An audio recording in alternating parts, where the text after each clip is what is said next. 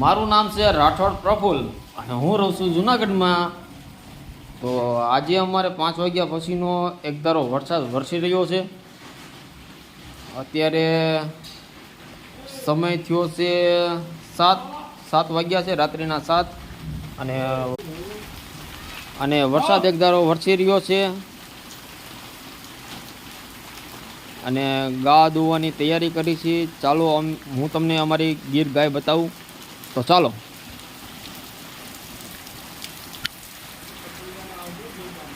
આ છે અમારી ગીર ગાય અને ગાય દોવાની તૈયારી છે. આ છે અમારી નાની વાચડી.